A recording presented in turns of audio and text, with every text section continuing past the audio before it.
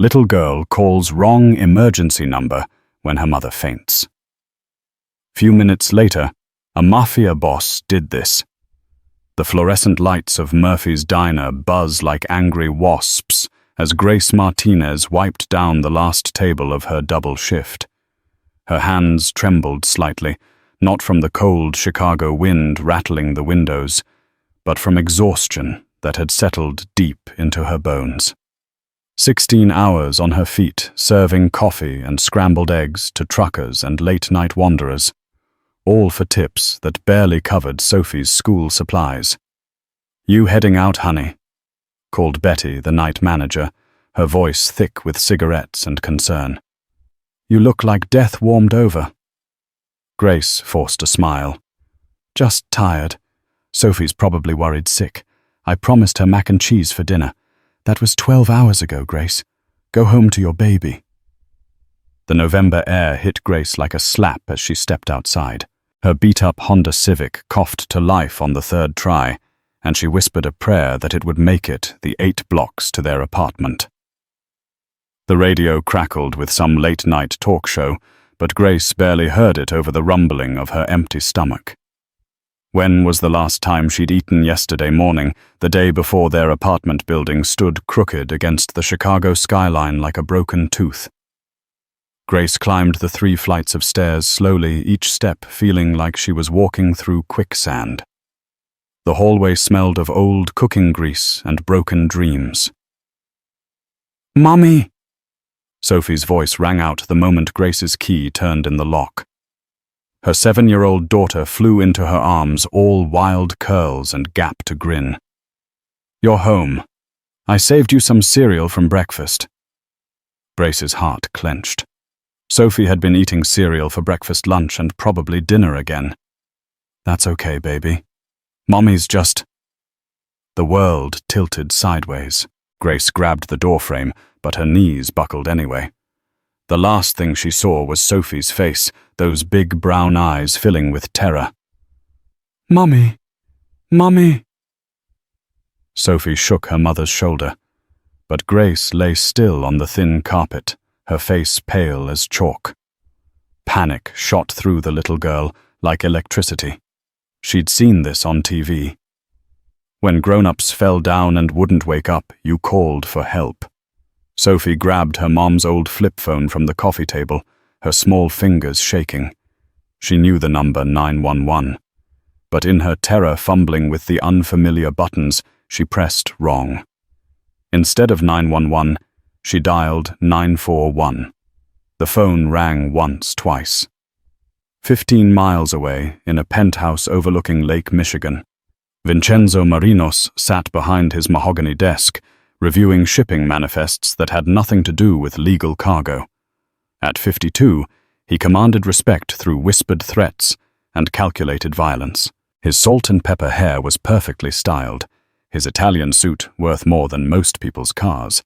The Marino family had controlled Chicago's South Side for 3 generations, and Vincenzo had earned his place at the top through methods that kept prosecutors awake at night. His private phone, the number known only to his inner circle, rang with an unfamiliar tone. Vincenzo frowned. No one called this line without clearance. "Who is this?" His voice carried the weight of barely contained menace. "Please, please help me." The voice was small, broken. Definitely a child. "My mommy won't wake up." Vincenzo's frown deepened. "A prank call. Some rival family's sick joke. Listen, kid. I don't know how you got this number, but she's on the floor and she's not moving, and I don't know what to do." The sobs came through the phone like bullets to Vincenzo's chest. "Please, mister. I don't have anybody else. Please, help my mommy." The phone went silent, except for the sound of a 7-year-old girl crying. Vincenzo's hand tightened around the phone. The voice, the desperation, the pure terror, it crashed over him like a wave. Suddenly, he wasn't in his penthouse anymore. He was in a different room, 7 years ago, holding another phone, listening to another child cry. His child. his Isabella. "Where are you?" The words came out rougher than he intended. I don't know." "Wait." He heard shuffling. 327 Oak Street, apartment 3B. "Please hurry, mister. I'm scared." 327 Oak Street. That was deep in rival territory, a neighborhood where Vincenzo Marino's name was whispered with fear and hatred, a place where a man like him had no business going, especially not for a random phone call from a crying child. But something in that little girl's voice had cracked something inside him that he thought was sealed shut forever. "What's your name, sweetheart Sophie?" "Sophie Martinez. My mommy's name is Grace." "Okay, Sophie. I'm coming to help you, but I need you to stay calm. All right? Stay with your mommy. Don't open the door for anyone except me. Can you do that?" "Yes, sir. Are you a policeman?" Vincenzo closed his eyes. "Something like that.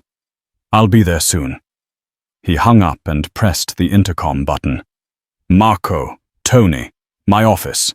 Now." Two men appeared instantly. Marco. His right hand built like a brick wall with eyes that missed nothing.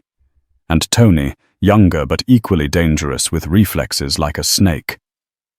"Boss." Marco's growly voice carried a question. "We're taking a drive. 327 Oak Street. Boss, I know where it is." Vincenzo stood straightening his tie.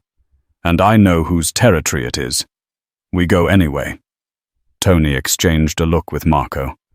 "How many men you want?" "Just us three and Tony." Vincenzo moved toward the door. "Bring the medical kit from the safe. We might need it." As they headed for the elevator, Marco couldn't help himself. "Boss, what's this about?" Vincenzo thought about Sophie's voice, about the way she'd said, "please," like it was the only word left in the world that mattered. He thought about Isabella, and how she'd sounded exactly the same way during that last phone call 7 years ago. "Someone needs help," he said simply, "and sometimes that's enough." The elevator doors closed, carrying Chicago's most feared man toward a destiny he never could have imagined. All because a scared little girl had dialed the wrong number. The black Escalade tore through Chicago's streets like a shadow cutting through light. Vincenzo sat in the passenger seat, his jaw clenched tight, while Marco navigated the maze of narrow streets leading into territory that belonged to the Castellano family. This was enemy ground, a place where the wrong move could start a war. "Boss, you sure about this?" Tony asked from the back seat, his hand resting on the gun beneath his jacket. "Castellano's boys patrol this area heavy. They see us here, they won't see us." Vincenzo said, his voice steady as steel. "We get in, handle the situation, get out."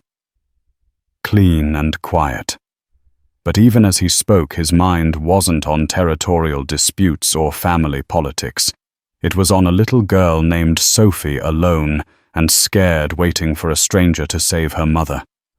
The image reminded him too much of Isabella's last night, how she'd called him from the hospital, her voice weak and frightened, begging him to come home. By the time he'd fought through rival territory to reach her, it was too late. Not this time. This time, he'd be fast enough. The Escalade pulled up to 327 Oak Street, and Vincenzo's experienced eyes immediately catalogued every detail. Broken street lights casting uneven shadows, fire escapes that could hide snipers' alleyways perfect for ambushes. The building itself looked like it was held together by stubbornness and prayer. Cracked brick walls, rusted railings, windows patched with duct tape. 3rd floor, apartment 3B. Vincenzo said, stepping out of the car. "Marco, watch the street. Tony, with me." They climbed the stairs 2 at a time, their expensive shoes echoing in the narrow stairwell. The building smelled like despair and broken promises. a far cry from the world Vincenzo usually inhabited. When they reached the 3rd floor, he could hear it. Soft crying coming from behind a door marked 3B. Vincenzo knocked gently. 3 soft taps. "Sophie, it's the man you called. I'm here to help your mummy." The crying stopped. After a moment, a small voice called out, "How do I know it's really you?" Smart girl, Vincenzo thought. Even at 7, she had survival instincts. "You told me your name was Sophie Martinez, and your mummy's name is Grace. You live in apartment 3 beyond Oak Street, and you're very brave for taking care of your mummy." The sound of a chain being unlatched reached them through the door. It opened slowly, revealing the smallest girl Vincenzo had ever seen. She had wild curls that seemed to have a life of their own, brown eyes swimming with tears, and she was wearing a purple dress that had seen better days. But it was the way she looked at him with desperate hope and absolute trust that hit him like a punch to the chest. "Are you really here to help?" Sophie whispered. Vincenzo knelt down to her level, his voice gentler than it had been in years. "Yes, sweetheart. I'm really here. Can you show me where your mummy is?" Sophie led them into the tiny apartment, and Vincenzo's trained eyes took in everything. The sparse furniture, the empty refrigerator visible through the open kitchen door, the bills scattered on a wobbly table. This wasn't just poverty. This was desperation. Grace lay unconscious on the living room floor, her face pale and her breathing shallow. Vincenzo knelt beside her, checking her pulse with surprising gentleness. "When did she fall down?" he asked Sophie. "Right when she came home. She was really tired. She works at the diner, and sometimes she doesn't eat because she wants me to have her food." Sophie's voice grew smaller. "Is she going to be okay?" Vincenzo's jaw tightened. This woman had been starving herself to feed her daughter. "She's going to be fine, Sophie. But we need to get her to a doctor. Tony, bring the car closer to the building." As Tony disappeared, Vincenzo carefully lifted Grace into his arms. She was lighter than she should be, all sharp angles and hollow cheeks. Her eyes fluttered open as he carried her toward the door. "What? Who are you?" Grace's voice was weak, confused. "Sophie, where's Sophie?" "Right here, Mummy." Sophie grabbed onto Vincenzo's coat. "This is the nice man who came to help us." Grace tried to focus on Vincenzo's face, but the world kept spinning. All she could see was a stranger. A big, intimidating stranger in an expensive suit carrying her like she weighed nothing. Fear cut through her exhaustion. "Put me down," she whispered. "I don't know you. Sophie, stay away from him." "Mommy, no, he's helping us." Sophie's small hand found Vincenzo's, and she squeezed tight. "He came when I called for help. He's good." Vincenzo met Grace's frightened eyes. "Ma'am, you collapsed from exhaustion and hunger. Your daughter called for help, and I'm taking you to a doctor. That's all. I can't afford a doctor," Grace mumbled, fighting to stay conscious. "You don't need to worry about that." Vincenzo's voice was firm but not unkind. "Just worry about getting better." The ride to Dr. Chen's private clinic passed in a blur for Grace.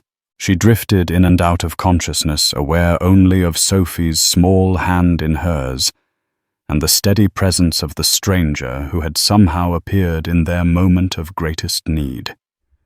Dr. Chin, a small Korean-American woman who'd been patching up Vincenzo's men for 15 years without asking questions, worked quickly and efficiently for fluids, vitamins, a thorough examination, severe dehydration and malnutrition. She reported quietly to Vincenzo while Grace dozed. She probably hasn't eaten a proper meal in days, maybe weeks. Vincenzo handed her an envelope thick with cash. "Fix her up, whatever she needs, and the little girl." Vincenzo looked through the window at Sophie, who sat in the waiting room, her legs swinging from a chair too big for her. She was humming quietly to herself, clutching a stuffed rabbit that had seen better days. Check her too. Make sure she's healthy. When Sophie saw Vincenzo approaching, her face lit up like Christmas morning. Is Mummy going to be okay? She's going to be just fine. Vincenzo sat down beside her. This little girl who trusted him completely despite not knowing his name. The doctor is giving her medicine to make her strong again. Sophie suddenly threw her arms around his neck, hugging him tight. Thank you for saving my mommy, mister. You're the nicest man in the whole world. For a moment, Vincenzo couldn't breathe. It had been 7 years since anyone had hugged him like that with pure love and gratitude.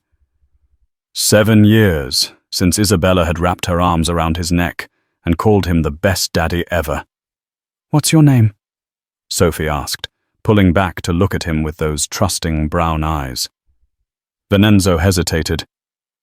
How do you tell a 7-year-old that you're the man parents in this neighborhood use to scare their children into behaving? My name is Vincent, he said finally. It wasn't a lie, just not the whole truth. Thank you, Mr. Vincent. You're my hero. And in that moment, as this brave little girl smiled at him like he'd hung the stars, then Cenzo Marino, a man who commanded an empire built on fear, felt something he hadn't experienced in years. He felt like maybe, just maybe, he could be someone's hero after all. Grace woke up in a hospital bed that was far too comfortable for someone without insurance. Sunlight streamed through windows that actually had clean glass, and the sheets beneath her hands felt like silk compared to the rough blankets in her apartment. For a moment, she allowed herself to feel grateful. Then, reality crashed back in. Sophie was gone. Grace sat up too quickly, her head spinning from the sudden movement. Sophie, where's my daughter? Right here, Mummy. Sophie bounced through the doorway, carrying a paper cup of hot chocolate and wearing a smile that could power half of Chicago. Mr. Vincent got me chocolate. And look, she held up a small teddy bear. The nice lady at the desk gave me this. His name is Coco. Behind Sophie, a figure filled the doorway. The man from last night. In the harsh light of day, Grace could see him clearly for the first time. Tall, maybe 6'2", with dark hair, silver at the temples. His suit probably cost more than she made in 6 months. And his eyes were the color of steel. But when they looked at Sophie, they softened in a way that confused Grace completely. How are you feeling? Vincent asked, his voice carrying a concern that seemed genuine. Better, thank you. Grace's words were careful, polite. I appreciate what you did, but we should probably get going. I have to work tonight, and Sophie has school. Mommy, you can't work. The doctor said, you need to rest for 3 days, Sophie protested. And Mr. Vincent said he'd take us for pancakes. Grace's eyes snapped to Vincent. That's very kind, but we can't accept, Mrs. Martinez, a small Asian woman in a white coat, entered the room. I'm Dr. Chin. How are you feeling? Much better. When can we leave? Dr. Chin consulted her chart. Your blood work shows severe nutritional deficiencies. I'd like to keep you for observation another day, and you'll need to follow a specific diet plan. I can't afford another day here. Grace's voice was steady, but Vincent caught the underlying panic. Please just discharge me now. The bill has been taken care of, doctor, and said gently. Mr. Marino has covered everything, including your prescriptions and follow-up care. The room went deadly quiet. Grace felt the blood drain from her face. What did you just call him? Her voice was barely a whisper. Dr. Chin glanced between Grace and Vincent. No Vincenzo. With growing concern. Mr. Marino. Vincenzo Marino. Grace's world tilted sideways for the second time in 24 hours. But this time it wasn't from hunger. Then, Cenzo Marino. She knew that name. Everyone in Chicago knew that name. The newspapers called him the ghost of the South Side. The man who controlled everything from the docks to the gambling dens. The reason mothers locked their doors early and fathers spoke in whispers about protection money. And she'd let him carry her daughter. "Get out!" The words came out like broken glass. Sophie looked confused. "Mommy, get out of this room now." Grace's voice rose with each word. "Sophie, come here right now." Ma'am Benenzo started, but Grace cut him off. "Don't you dare ma'am me. I know who you are." She struggled to stand, yanking the floor from her arm despite Dr. Chen's protests. "You're Vincenzo Marino. You're the head of the crime family that's been bleeding this city dry for 30 years. Sophie pressed herself against the wall, her new teddy bear clutched tight. "Mommy, you're scaring me." "Sophie, come here." Grace held out her hand, but Sophie didn't move away from him. "But Mommy, he helped us." "He's nice." "He's not nice, baby. He's dangerous." Grace's voice cracked. "He hurts people for money. He's the reason Mrs. Castellano down the hall cries every night because she can't afford her rent after paying his protection money." Venenzo's face remained calm, but his eyes hardened slightly. "Mrs. Martinez, I understand your concern." "Do you?" Grace laughed bitterly. "Do you really?"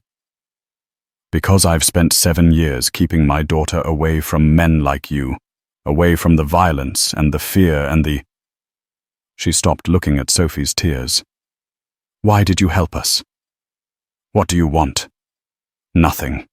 Liar." Grace moved towards Sophie, but her daughter stepped closer to Vincenzo instead.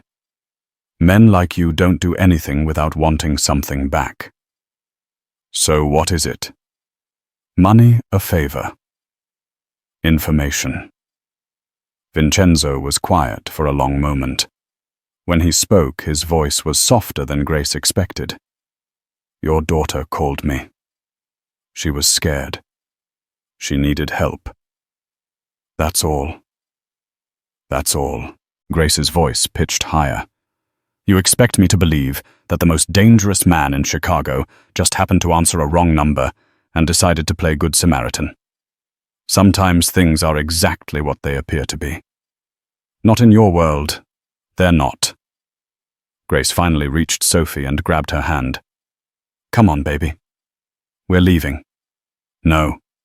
Sophie pulled away, surprising them both. "I don't want to leave, Mr. Vincent. He saved you, Mommy." "Why are you being mean to him?"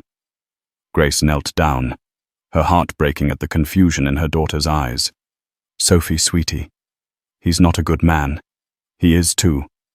Sophie's voice rose to match her mother's. "He carried you when you were sick. He got you medicine. He bought me chocolate. Good people do those things." "Sophie, I want to see him again." Sophie crossed her arms, her little chin set in a stubborn line that reminded Grace painfully of herself.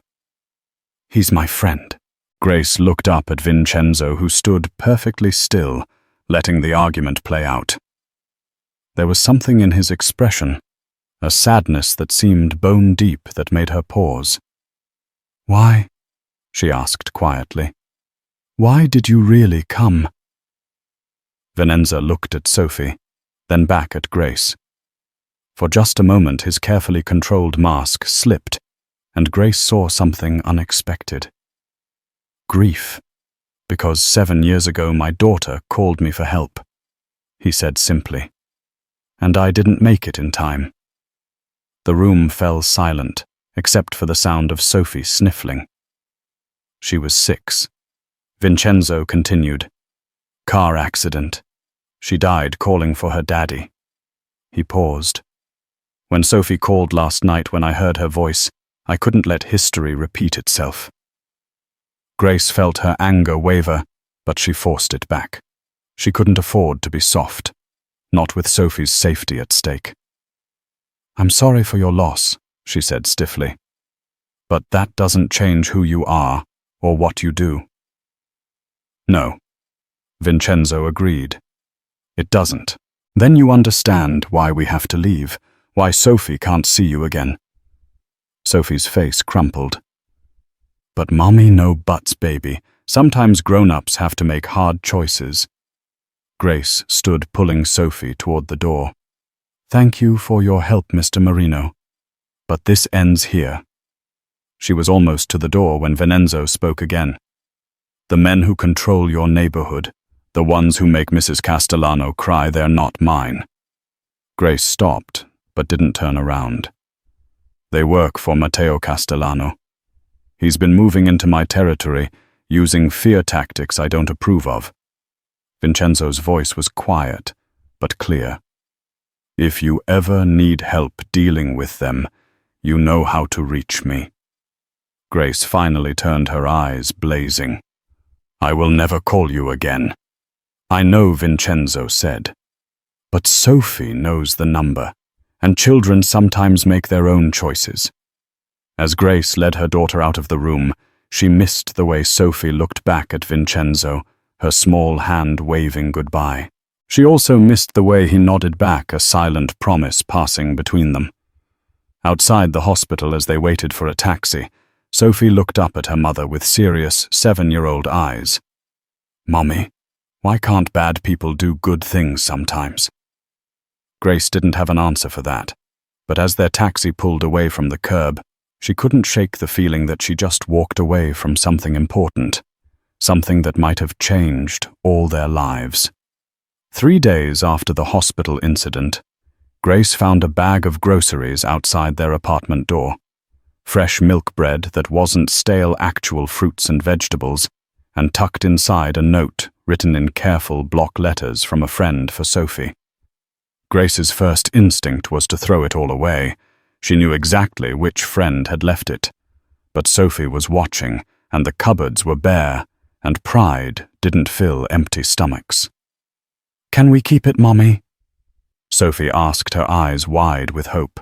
"Look, there's the cereal with the marshmallows." Grace sighed, carrying the bag inside. Just this once, but it wasn't just once. Every few days, something appeared. Sometimes groceries, sometimes a book for Sophie. Once a bottle of children's vitamins, with a note that said, "Dr. Chin recommends these." Always the same message from a friend. Grace told herself she was only accepting it for Sophie's sake. She told herself it meant nothing. She told herself a lot of things that became harder to believe with each passing day. The breaking point came on a rainy Thursday evening. Grace returned from her shift to find their building's superintendent, Mr. Kowalski, waiting in the lobby with a concerned expression and a manila envelope. "Grace, honey, somebody paid your rent for the next 3 months, he said, scratching his grey head. "Left cash in my mailbox. Said to give you this." Inside the envelope was a receipt and another note. No child should worry about having a roof over her head from a friend. This time Grace didn't hesitate. She grabbed Sophie's hand and marched straight to the phone booth on the corner, dialing the number she'd memorized despite herself. "You have to stop," she said the moment Vincenzo answered. "Mrs. Martinez." His voice was calm, unsurprised. "How can I help you?" "You know how. Stop sending things. Stop paying our bills. We don't need your charity. It's not charity. It's from a friend. Yes, I got the notes." Grace lowered her voice, conscious of Sophie tugging at her coat. "Look, I appreciate what you did at the hospital, but this has to end. I won't be indebted to you. You're not indebted to anyone. A friend helps when they can. That's all." "We're not friends, Mr. Marino. We can't be friends." There was a pause. "Then I won't bother you anymore." Grace hung up, feeling simultaneously relieved and strangely empty. She'd done the right thing. She'd protected Sophie from getting too attached to a dangerous man. So why did she feel like she just made a terrible mistake? 2 weeks of silence passed.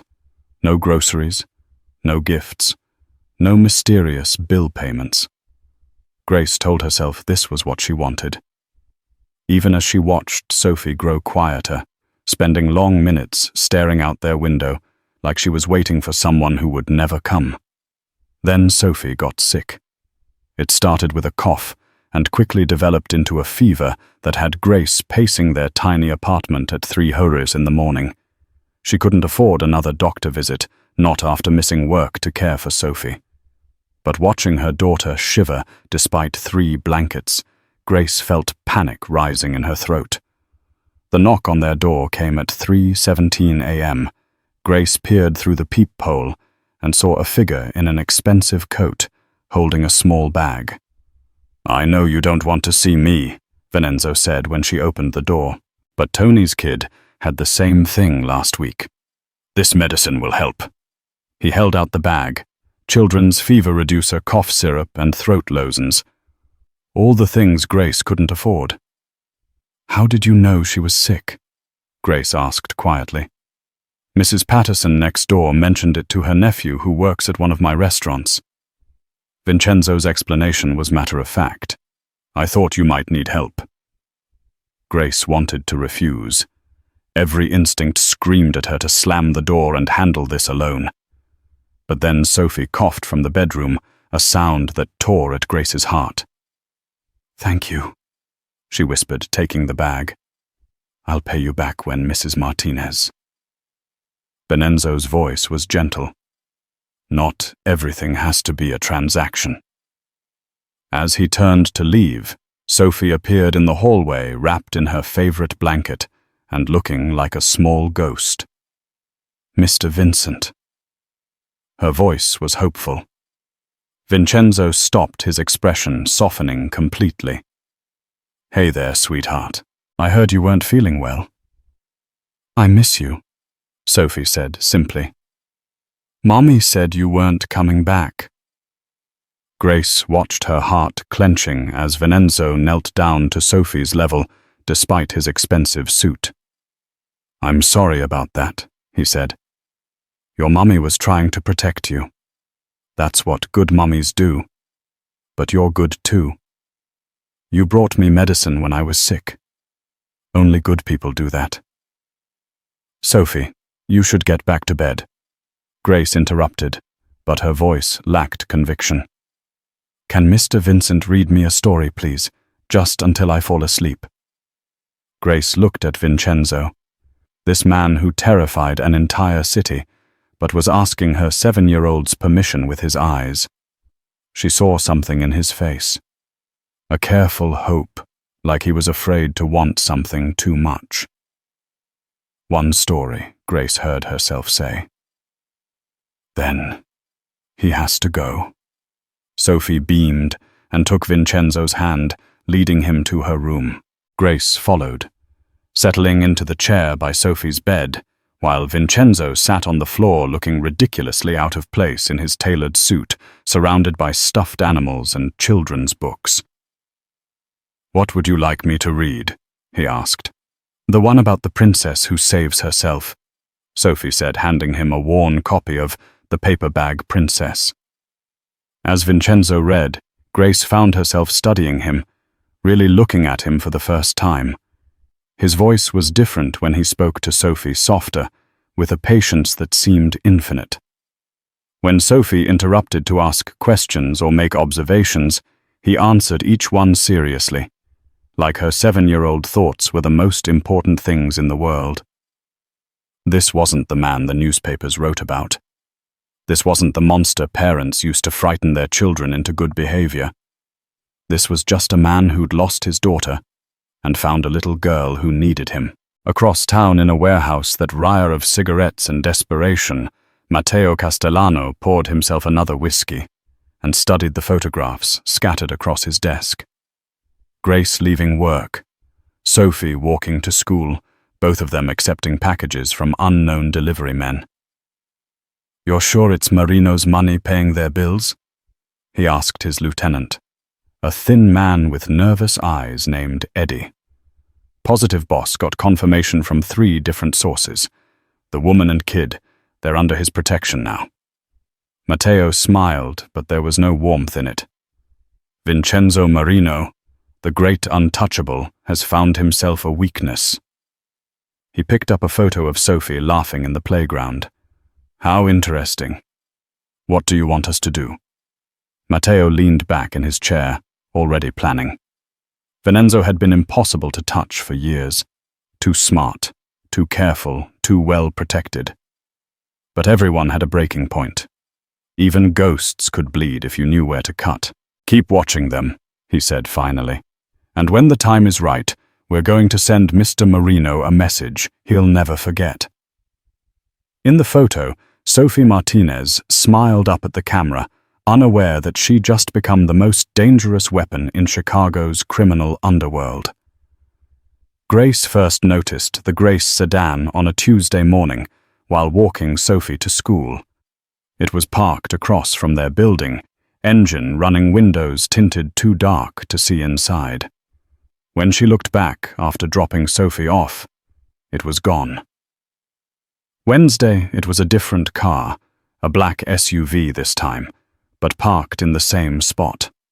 The same feeling of being watched crawled up her spine like ice water. By Thursday, Grace had convinced herself she was being paranoid. She worked at a diner in a rough neighborhood, dealt with drunk truckers and men who thought a waitress was included with their coffee. Maybe one of them had followed her home. Maybe it was nothing. But Friday morning, when she saw the same thin man in a baseball cap lingering near the school entrance for the 3rd day in a row, Grace's maternal instincts kicked into high gear. "Sophie, stay close to me," she whispered, pulling her daughter's hand tighter as they walked past the stranger. The man turned away suddenly, very interested in his phone, but Grace caught his reflection in a storefront window. He was watching them, definitely watching them. That night at Murphy's Diner, Grace's hands shook as she poured coffee. Her manager, Betty, noticed immediately. "Honey, you look like you've seen a ghost. What's eating you?" Grace glanced around the nearly empty diner before leaning closer. "I think someone's been following me. Following Sophie, too." Betty's expression darkened. "You call the police and tell them that I've seen some cars parked on public streets." Grace shook her head. "They'd laugh me out of the station. Maybe it's one of your customers. Some creep who—" Number Grace's voice was firm. "This feels different. Professional."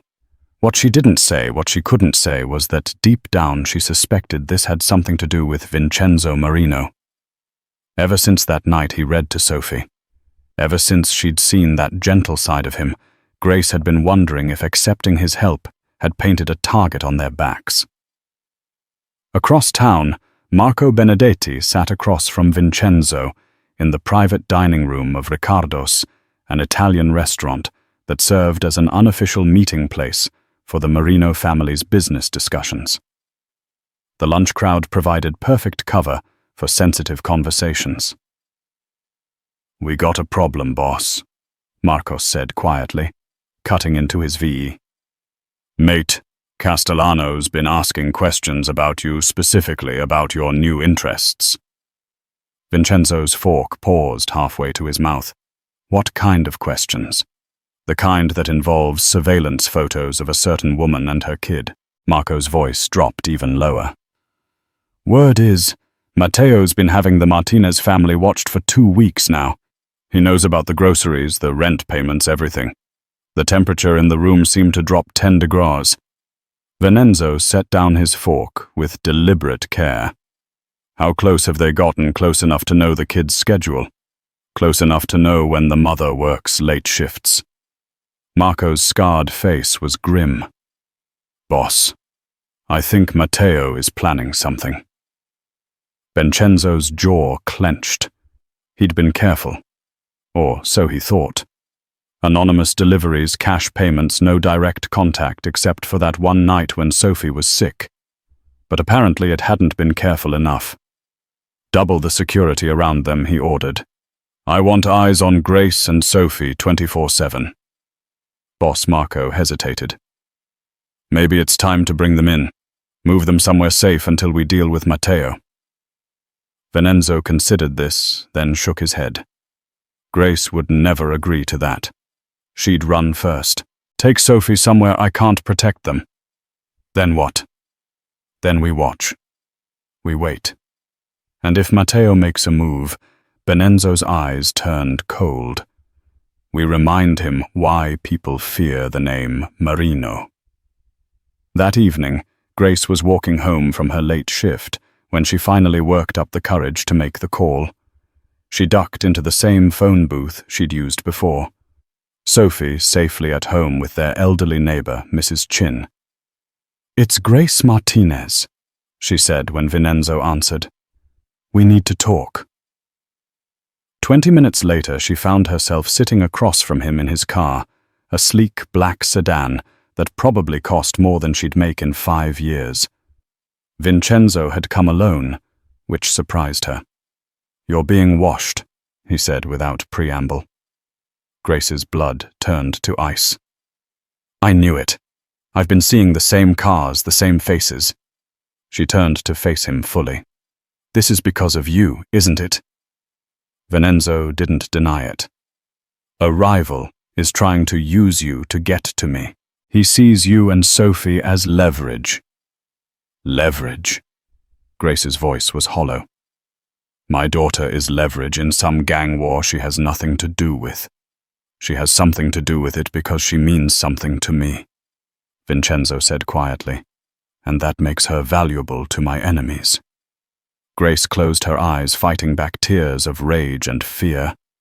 "This is exactly what I was afraid of. This is why I didn't want you in our lives. I know, but you kept pushing, kept sending gifts and paying bills." And she stopped looking at him with sudden understanding. "You knew this would happen, didn't you? You knew getting involved with us would put us in danger." Vincenzo was quiet for a long moment. "I hoped it wouldn't. But yes, I knew it was possible, and you did it anyway." Grace's voice rose. "You put my daughter at risk for what some misplaced guilt about your own child." The words hit Vincenzo like physical blows, but he took them without flinching. Yes, his honesty deflated Grace's anger, leaving only fear behind. "What do they want to hurt me? And hurting you would accomplish that." Grace felt panic rising in her throat. "We have to leave tonight. I'll pack what we can carry." Again. "Running won't work. Matteo has resources connections. He'd find you." "Then what do you suggest?" "Let me move you somewhere safe, both of you, until I can handle this situation." Grace laughed bitterly. "Handle it? You mean kill people? I mean protect my family." The words hung in the air between them. Grace stared at him. This man who just called her and Sophie his family with such casual certainty. "We're not your family," she whispered. "Sophie thinks we are, and what Sophie thinks matters to me. She's 7 years old. She doesn't understand what you do, what you are. She understands that I care about her, that I died before I let anyone hurt her." Vincenzo's voice was steady, absolute. "Can you say the same about anyone else in your life?" Grace wanted to argue, but the truth was brutal and simple. She couldn't. There was no one else. No family, no support system, no white knight coming to rescue them. Just her alone against forces she couldn't understand or fight. But that didn't mean she'd surrender. "I won't let Sophie grow up in your world," she said firmly. "I won't let her think this is normal. The violence, the fear, the constant looking over your shoulder. Ben, trust me to keep that world away from her by bringing more violence into our lives, by ending the threat permanently." Grace shuddered at the cold certainty in his voice. "And what happens to us after when the next rival decides to use us against you and the next one after that?" Vincenzo didn't have an answer for that, and his silence was answer enough. "I can't," Grace said finally. I can't accept your protection because accepting it means accepting everything that comes with it. The danger, the blood, the endless cycle of violence. She opened the car door. Find another way to handle this. One that doesn't involve us. As she walked away, Vincenzo watched her go with a mixture of admiration and despair. Grace Martinez was the strongest person he'd ever met, and also the most stubborn. But as he sat alone in his car thinking about Sophie's trusting smile and Grace's fierce protectiveness, Vincenzo made a silent vow.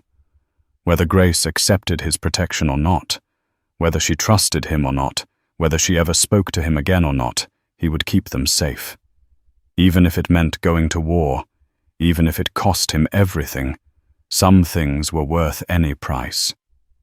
Grace should have known better than to bring Sophie to work on a Friday night. But Mrs. Chin had fallen ill, and there was no one else to watch her daughter. Sophie sat quietly in the back booth of Murphy's diner coloring in a warm activity book, while Grace served the late-night crowd of truckers and insomniacs. "Mommy, can we go home now?" Sophie asked for the third time in an hour. "I'm sleepy." Grace glanced at the clock. 11:47 p.m.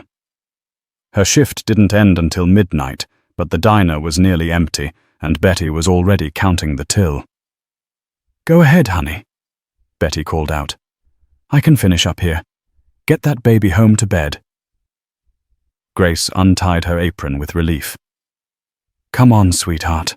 Let's go home." The November air bit at their faces as they stepped onto the deserted street. Grace pulled Sophie's jacket tighter and quickened their pace.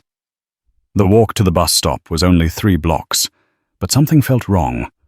The streetlights cast eerie shadows, and the usual sounds of the city seemed muffled, distant. "Mummy, I forgot Mr. Bear," Sophie said, suddenly stopping in her tracks. Grace sighed. The stuffed animal Vincenzo had brought during Sophie's illness had become her daughter's constant companion. "Honey, we can't go back now. Mr. Bear will be safe at the diner until tomorrow, but he gets scared without me." Sophie protested, her 7-year-old logic unshakable. "Sophie, please, we need to get to the bus." The first man stepped out of the alley so smoothly it seemed choreographed. Tall, lean, wearing a black jacket that couldn't hide the bulge of a weapon beneath. Grace's blood froze. "Mrs. Martinez," the man said, his voice carrying a slight Italian accent. "Mr. Castellano would like to have a word with you." Grace instinctively moved in front of Sophie, her mind racing. The bus stop was still 2 blocks away. The diner was behind them, but Betty would have locked up by now. The street was empty except for a few parked cars. They were alone. "I don't know any Mr. Castellano," Grace said, proud that her voice didn't shake. "And we need to get home." A second man emerged from behind a parked van. Shorter stalker with cold eyes that lingered on Sophie in a way that made Grace's skin crawl. "I'm afraid that's not an option," the first man said. "See, you've become quite important to our business interests. You and your daughter." "Run," Sophie Brace whispered. "But Mommy, run." Sophie bolted her small legs, carrying her back toward the diner as fast as they could. The stocky man lunged after her, but Grace threw herself at him, clawing and kicking with desperate fury. "Let her go," she screamed. "She's just a child." The tall man grabbed Grace's arms, yanking them behind her back with professional efficiency. "Should have thought about that before you started playing house with Vincenzo Marino." 50 feet away, the stocky man had caught up to Sophie, lifting her off the ground as she kicked and screamed, "Mommy, Mommy!" Grace's world narrowed to that sound, her daughter's terrified cries cutting through the night like broken glass.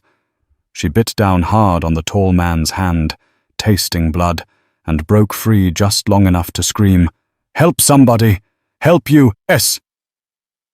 The blow came from behind, sending stars exploding across Grace's vision. She hit the pavement hard, her hands scraping against asphalt. But even through the haze of pain, she could hear Sophie crying. "Please," Grace gasped, trying to push herself up. "Please don't hurt her. Take me. Do whatever you want, but don't hurt my daughter." The tall man hauled her to her feet. "Oh, we're not going to hurt her. She's our insurance policy. As long as Marino cares about you both, he'll do exactly what we tell him to." That's when the black Escalade came screaming around the corner. It didn't slow down. It didn't hesitate. It aimed straight for the stocky man holding Sophie and slammed on the brakes at the last possible second, close enough that the man had to dive sideways to avoid being crushed. Sophie tumbled to the ground sobbing but unharmed. Car doors slammed open simultaneously. Marco and Tony emerged from the Escalade like predators, released from cages, weapons already drawn. But it was Vincenzo who stepped out of the passenger seat that made the attackers freeze. Gone was any pretense of civilization. This wasn't the man who read bedtime stories and brought medicine for sick children. This was the ghost of the South Side, and his eyes promised death. "You made a mistake," Benzo said, his voice carrying across the empty street with deadly calm. "You touched my family." The tall man, still holding Grace, tried to use her as a human shield, pressing a knife to her throat. "Stay back, Marino. One more step in." Vincenzo's gun appeared in his hand so fast it seemed like magic. The shot echoed off the buildings like thunder. The tall man dropped instantly, the knife clattering harmlessly away. The stocky man rolled to his feet and ran. He made it exactly 6 steps before Tony brought him down with a tackle that would have made the Chicago Bears proud. The sound of breaking bones carried clearly in the cold night air. Marco was already on his radio calling for cleanup. Within minutes, the street would be clear, the evidence gone as if nothing had ever happened. But for now, there was only Sophie, sobbing in Grace's ragged breathing. Vincenzo holstered his weapon and knelt beside Sophie, who threw herself into his arms without hesitation. "It's okay, sweetheart," he murmured, stroking her hair while she cried against his chest. "You're safe now. Nobody's going to hurt you." Grace crawled over to them on shaking hands, her mind struggling to process what had just happened. The violence had been swift, brutal, and absolutely necessary. Without Vincenzo's intervention, she and Sophie would have disappeared into the night, becoming pawns in a game they didn't understand. "How did you know?" she whispered. Vincenzo met her eyes over Sophie's head. "I've had men watching you for weeks. When the attack started, they called it in. You've been watching us." It should have made her angry, but all Grace felt was overwhelming gratitude. "I told you I'd protect you," Vincenzo said simply, "whether you wanted it or not." Sophie pulled back to look at his face, her small hands touching his cheeks with devastating trust. "You came for us. You saved us always." Vincenzo promised, "I will always come for you." Grace looked around at the aftermath, the blood on the pavement, the broken man being loaded into the back of a van, the cold efficiency with which Vincenzo's men were erasing all evidence of what had happened here. This was his world. This was what loving him meant. And as terrifying as it was, as much as it went against everything she tried to shield Sophie from. Grace finally understood the truth. They were already part of this world, whether she accepted it or not. The only question now was whether they'd survive it. Vincenzo's mansion sat on the shores of Lake Michigan like a fortress made of glass and stone. As their car pulled through the iron gates, Grace pressed her face to the window, trying to process the reality of where they were going. The circular driveway was longer than her entire block, lined with perfectly manicured hedges that probably cost more to maintain than she made in a year. Sophie had fallen asleep during the 20-minute drive, exhaustion finally claiming her after the night's terror. She lay curled against Grace's side, one small hand still clutching Vincenzo's jacket sleeve, as if afraid he might disappear as she let go. "She's safe here," Vincenzo said quietly, following Grace's gaze to the security cameras and armed guards stationed discreetly around the property. "Safer than anywhere else in the city?" Grace nodded but didn't speak. She couldn't. Every time she closed her eyes, she saw that man's hands on Sophie, heard her daughter's screams echoing in the night. The violence that had followed, swift, brutal, necessary, played on repeat in her mind. Inside the mansion, Grace felt like she'd stepped into a different world. Marble floors reflected crystal chandeliers, and paintings that belonged in museums hung on walls that stretched up to impossible heights. It was beautiful and intimidating, and nothing like the cramped apartment where she and Sophie had built their small life. "The guest wing is upstairs," Vincenzo said, carrying the still sleeping Sophie with gentle care. "She can rest there." He led them up a grand staircase to a bedroom that was bigger than Grace's entire apartment. The bed could have slept 6 people comfortably, and French doors opened onto a balcony overlooking the lake. Vincenzo laid Sophie down on the silk comforter, with the reverence of someone placing a priceless treasure, then stepped back to let Grace tuck her daughter in. "I'll be right next door, baby," Grace whispered, smoothing Sophie's curls. "You're safe now." When they were sure Sophie was deeply asleep, Vincenzo led Grace to a study down the hall. Floor-tolling bookshelves lined the walls, filled with leather-bound volumes that looked like they'd been collected over generations.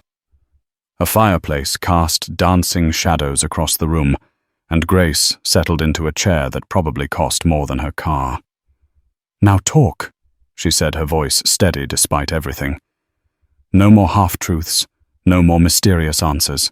I want to know who you really are, and why my daughter matters so much to you."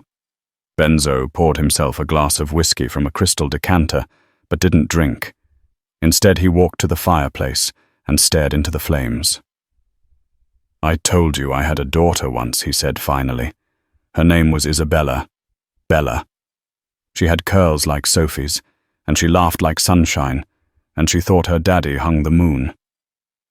Grace waited, sensing there was more. "I also had a wife, Maria. We met when I was 25, just starting to work my way up in my father's organization.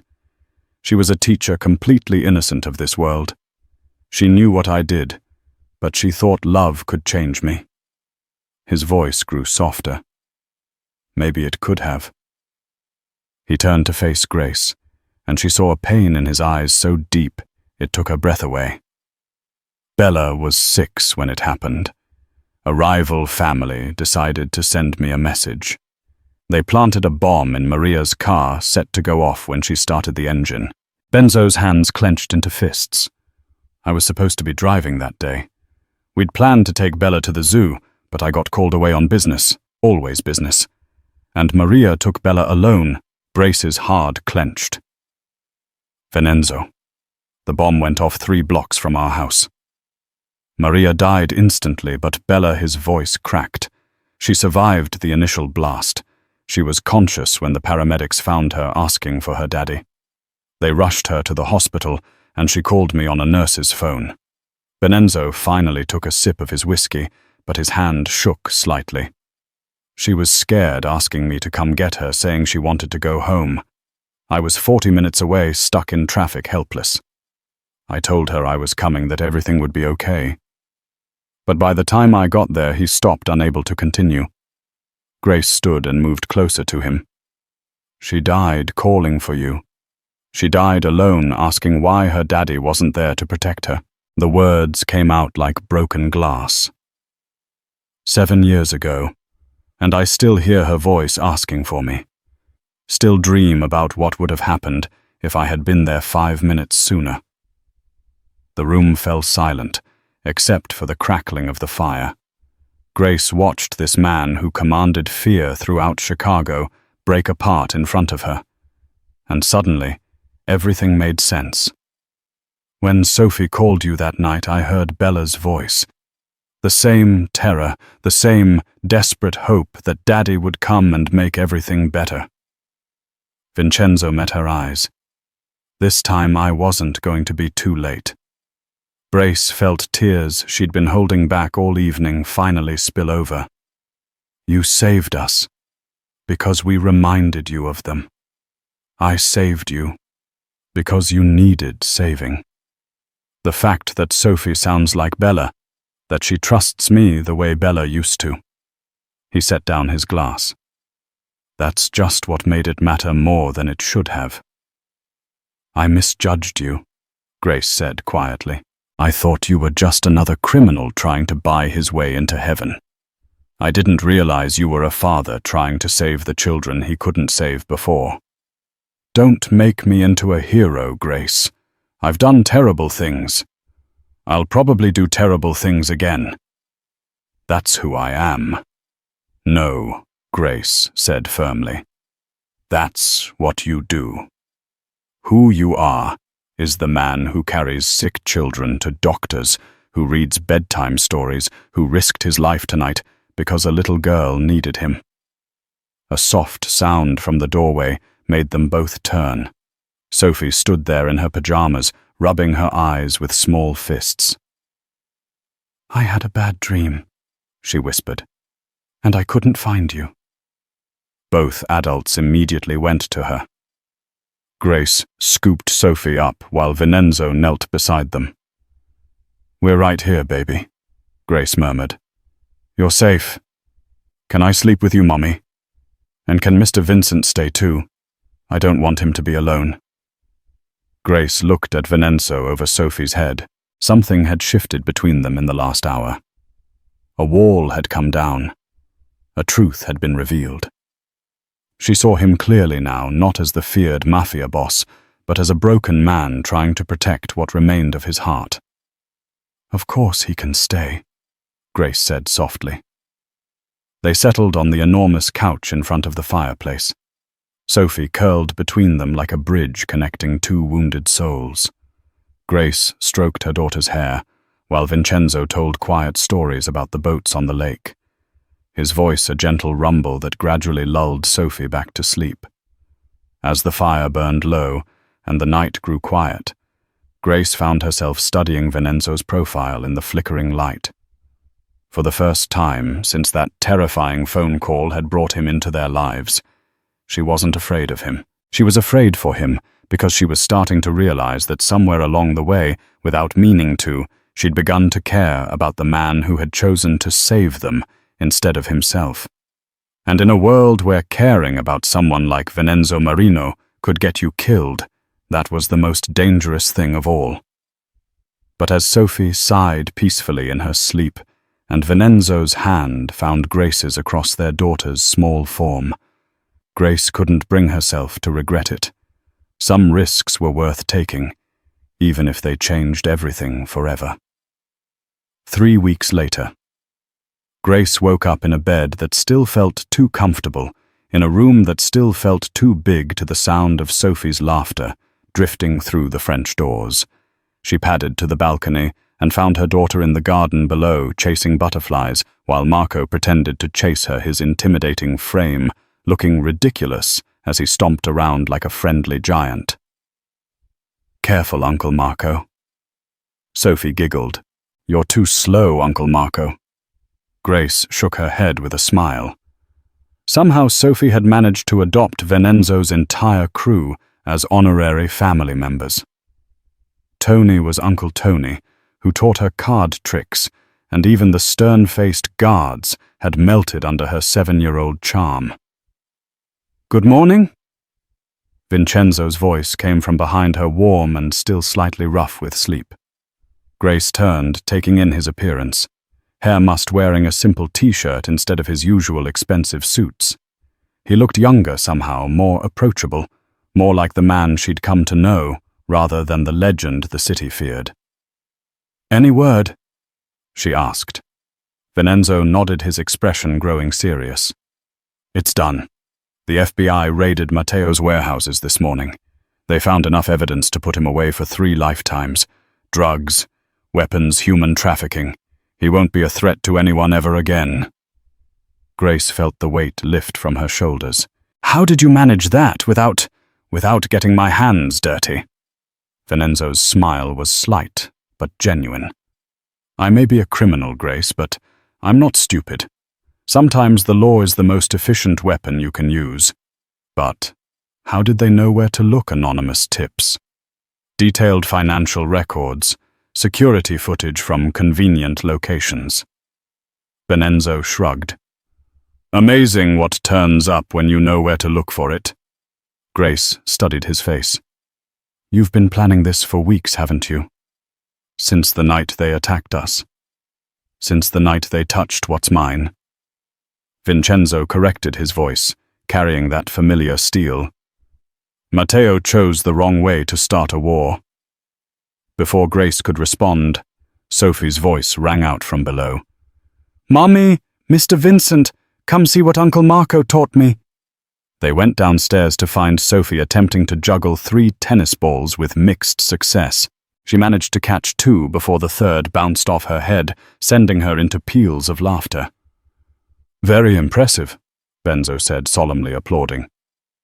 I couldn't do that when I was your age. Really? Sophie's eyes widened.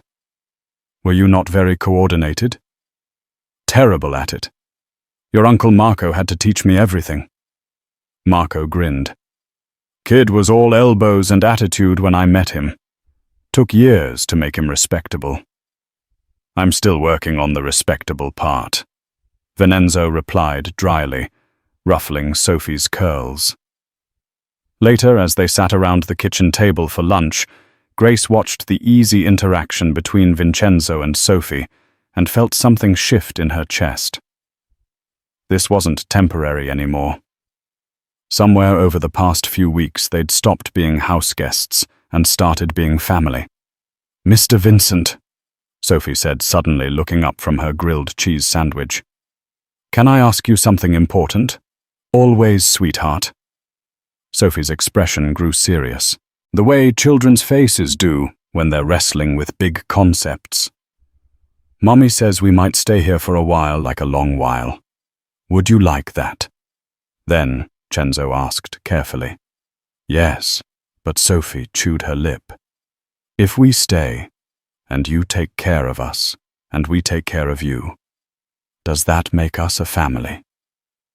Grace's breath caught. She looked at Vincenzo, whose expression had gone very still. What do you think? He asked Sophie gently. I think it does. I think you're like a second daddy.